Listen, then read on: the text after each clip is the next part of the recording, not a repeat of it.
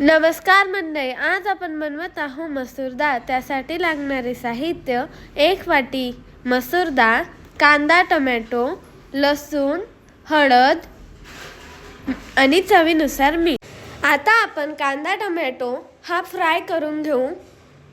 त्यात मिक्सरमध्ये कांदा, टोमॅटो, कढीपत्ता, लसूण टाकून बारीक करून घेणे. मिश्रण एकदम बारीक करणे म्हणजे आपली डाळ एकदम रेस्टॉरंट सारखी होते. अशा प्रकारे मिश्रण एकदम छान बारीक करायचं. आता कढईत तेल ठेवून 2 उकळ्या तेल, जिरं, मोहरी आणि आपण बारीक केलेलं मिश्रण टाकून घ्यायचं.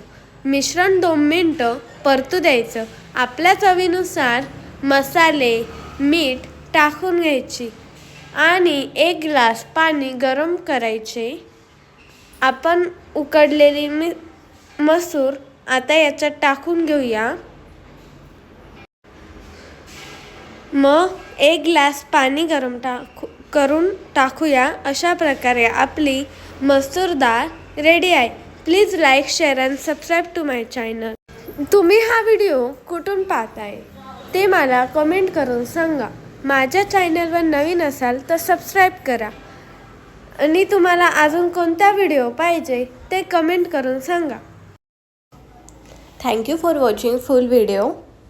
Please like, share and subscribe to my channel and follow for more videos in Marathi. Thank you so much.